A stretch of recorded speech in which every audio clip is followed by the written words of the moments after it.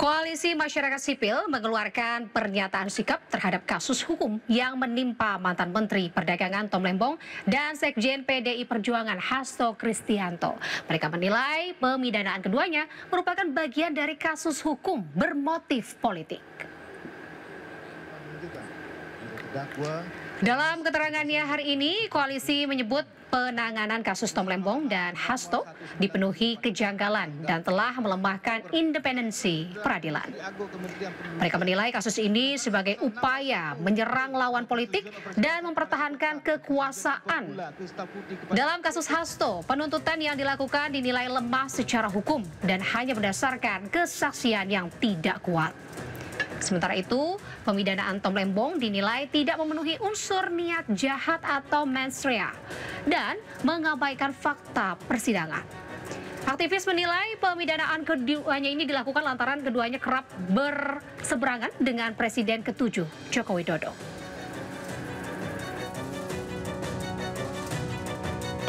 Proses hukum terhadap Tom Lembong, terhadap Hasto Kristianto sebagai proses hukum yang terdistorsi oleh faktor politik.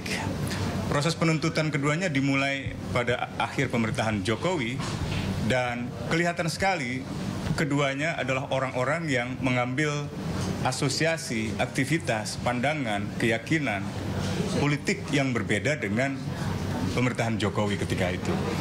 Dan juga yang kedua, mereka mengambil posisi yang berseberangan dengan kubu petahana atau kubu politik yang tengah bersaing dalam pemilu 2024 yang didukung oleh petahana Joko Widodo. Dan kebetulan salah satunya adalah anak dari Presiden Jokowi secara langsung. Nah, dua orang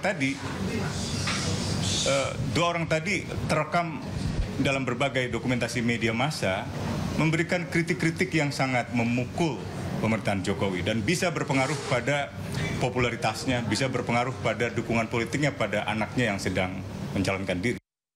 Pemirsa, mantan Menteri Perdagangan Thomas Trikasih Lembong dijatuhi vonis 4,5 tahun penjara dalam kasus korupsi impor gula. Tom menilai putusan hakim janggal karena hakim menegaskan dirinya dinilai tidak menikmati hasil korupsi. Menjatuhkan pidana kepada terdakwa Thomas Trikasih Lembong oleh karena itu dengan pidana penjara selama 4 tahun dan 6 bulan.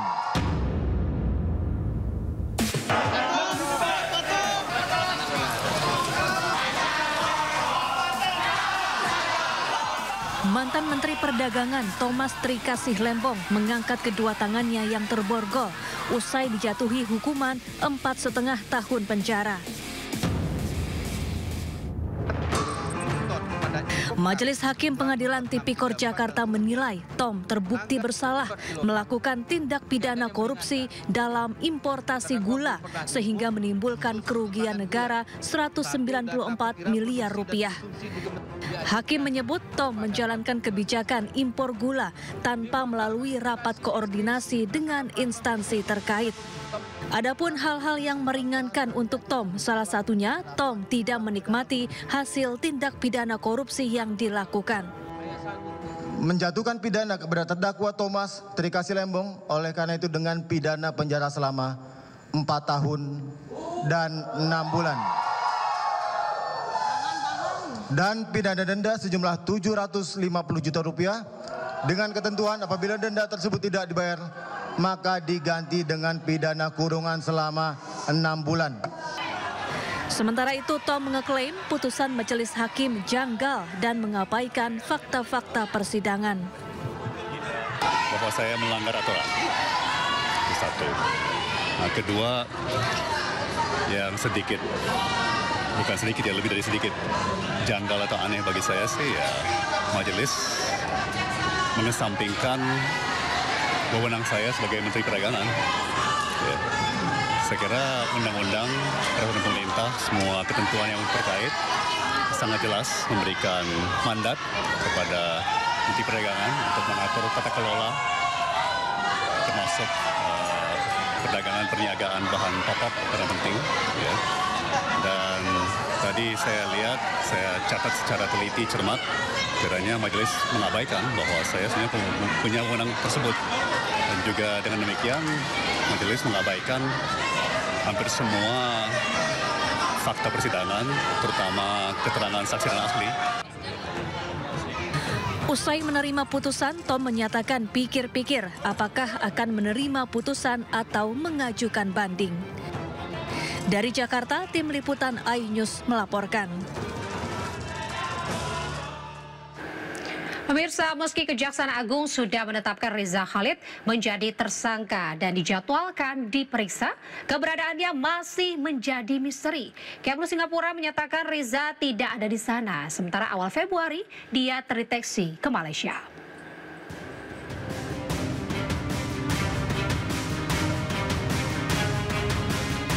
Keberadaan Riza Khalid tersangka kasus korupsi tata kelola minyak mentah dan produk kilang Pertamina masih menjadi misteri. Beberapa waktu lalu, Kejaksaan Agung Republik Indonesia menduga mafia migas itu berada di Singapura. Terkait hal tersebut, Kementerian Luar Negeri Singapura mengatakan berdasarkan catatan imigrasi menunjukkan bahwa Riza Khalid tidak berada di Singapura dan telah lama tak memasuki negara Singapura. Merespon hal tersebut, Kejaksaan Agung RI menyatakan apresiasi atas dukungan pemerintah Singapura terhadap proses hukum yang berjalan di Indonesia.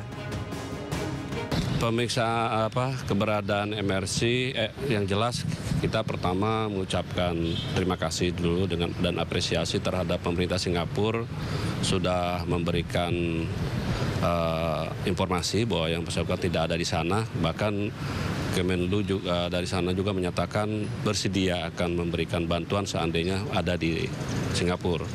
Artinya ini kita sudah memastikan bahwa yang bersangkutan tidak ada di sana. Berarti kita coba menjalin nantinya informasi dengan negara-negara tetangga lain yang mungkin kita ada bekerja sama. Sebelumnya Riza terdeteksi pergi ke Malaysia pada 6 Februari 2025. Kepergiannya beberapa hari sebelum anaknya Muhammad Keri Adrianto ditetapkan sebagai tersangka kasus dugaan korupsi tata kelola minyak mentah dan produk kilang PT Pertamina tahun 2018 hingga 2023. Menurut PLT Direktur Jenderal Imigrasi Yuldi Yusman, 6 Februari lalu, Riza terdeteksi menuju Malaysia melalui Bandara Suta dan hingga kini belum kembali ke Indonesia. Kini pihak imigrasi Indonesia telah berkoordinasi dengan pihak imigrasi Malaysia dan polisi Malaysia guna mencari keberadaan Riza Khalid. Tim Liputan iNews melaporkan. Indonesia menjalani laga melawan Malaysia pada laga pamungkas Grup A Piala AFF U23. Selanjutnya di Sindo Malam.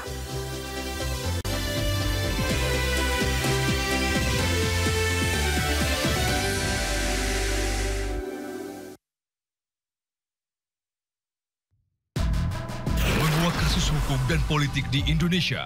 Berencana menerapkan program wajib militer bagi anak-anak bermasalah, terutama mengedepankan objektivitas dan juga fakta yang ilmiah. Saat proses pemusnahan amunisi kadaluarsa di Garut, Jawa Barat. Membahas setiap cerita dari banyak sudut pandang. Ayah saya sendiri ya, terkena tembakan di dalam kurungan. Inside Story di Sindo